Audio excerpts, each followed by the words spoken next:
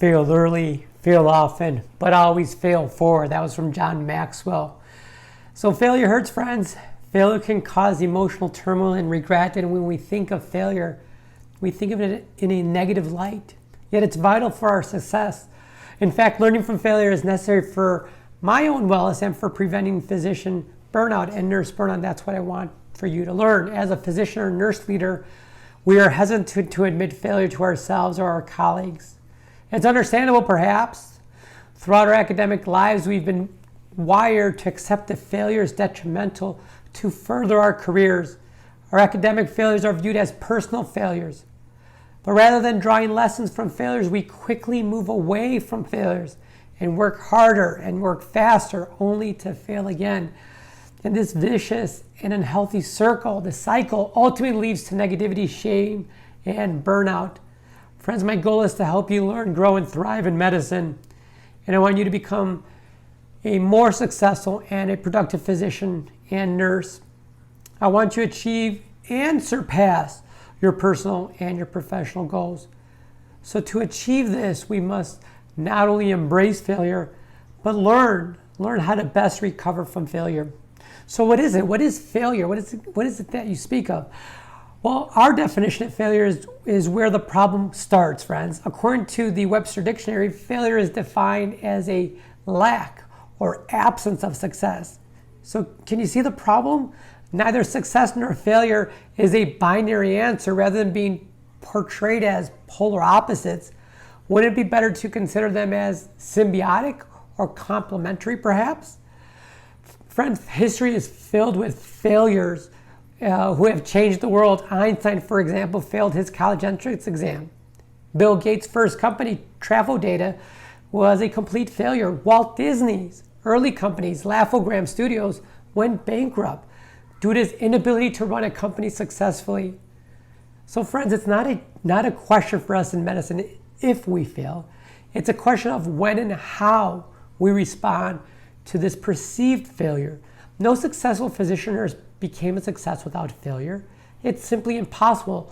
And if all things are worth doing, which they are worth having these missteps, these mistakes, these setbacks. Rather than pushing failure away, begin learning and forming a relationship with failure. So how do we do it? How do we best recover from failure? Well, the first thing we have to do is ignore the cynics. There will always be cynics, friends, and I like it that way. It keeps me hungry. If you live a life wholly safe and risk-free, then you have not lived at all. Ignore the naysayers, for they are not part of your journey. Remember that. They are not part of your journey. When you are trying to recover from a perceived failure, drown out the "I told you so" with action. Do not waste your breath or energy trying to silence the critics. Instead, show them with action. There's a Japanese proverb that says, fall 7 times and get up 8. And that's exactly what I want for you too. Second thing is, be certain you're not your own worst critic. So self-sabotage can interfere with your best intentions and best laid plans. Self-sabotage can be your own worst enemy. It hinders your well-being and frankly results in physician and nurse burnout. There are innumerable ways we sabotage ourselves. This can include overeating due to stress or medicating ourselves with drugs or alcohol. These actions fail to address the problems at home or work, and you know this. Unfortunately, it gets in the way of real growth.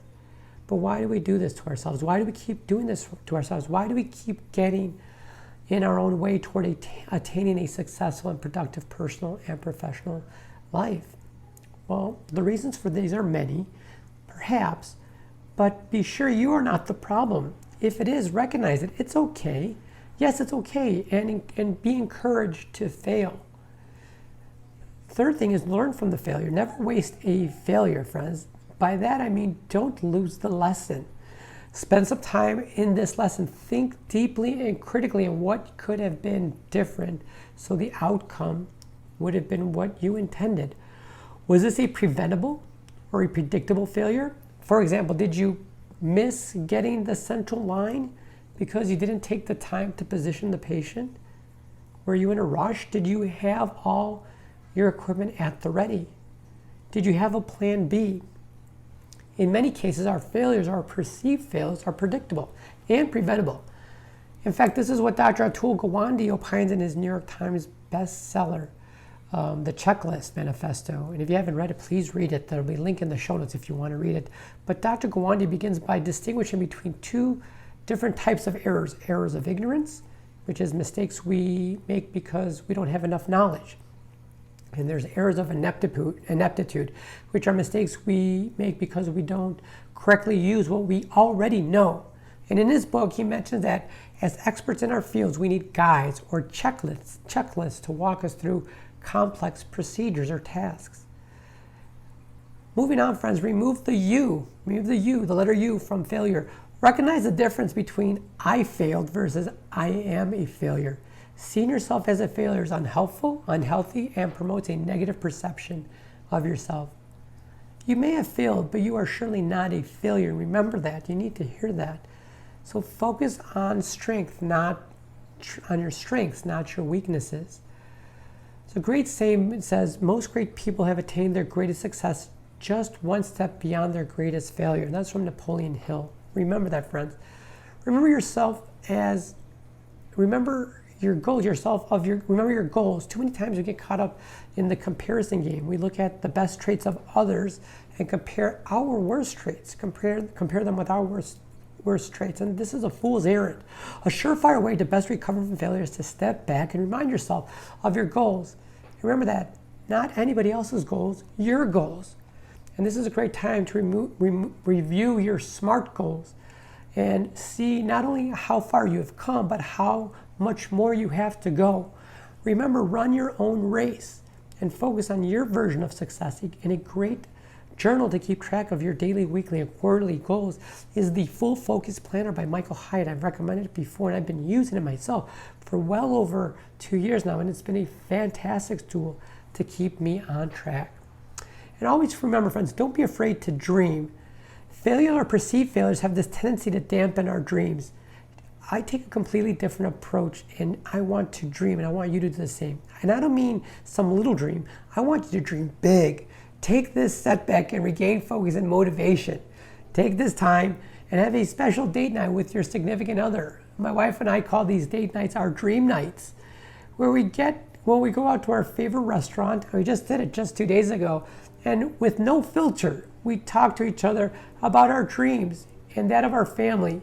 And we don't try to reason why we can't do it. We just share this time together to dream big. So friends, I hope you enjoyed this podcast. And until next time, be good to yourself and each other. Remember, friends, I'm here to help. I'm here to help you. My mission is to give you the courage and the tools needed to help you grow and prosper in the important areas of your life, personally and professionally. So if you're looking to get started and begin your journey toward wellness, I want you to click on the link that I have in the blog post and the show notes, where I have a free 3-video series to walk you through the first steps on this wonderful adventure. And I want you to join hundreds of other doctors and nurses who have had the courage and permitted themselves to deserve a better life. So friends, let's walk this journey together. And I want you to click that link on the show notes or in the blog post, and let's get started today. Remember, yes, you can succeed at home and at work. All it takes is intent and a mentor to walk with you. If you give me the first, I will give you the second, friends. So let's walk this together and let's get started.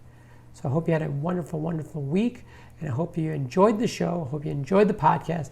And as I said in the beginning of the show, if what I provided for you is good and it helps you achieve a set of ideas on how you can get yourself better, then please subscribe to the podcast. And if you feel especially loving, I'd be grateful if you left a 5-star review over on Apple Podcasts. These reviews help other physicians find my podcast, and I want you to share it. As I said, I don't do any advertising on the show, and I do it on purpose because I want this to be our show without bias, and I want us to learn, grow, and thrive in medicine. And I want you to share the episode with a friend or a colleague who you feel may enjoy. So until next time, friends, be good to yourself and each other. We'll talk again soon. Bye-bye.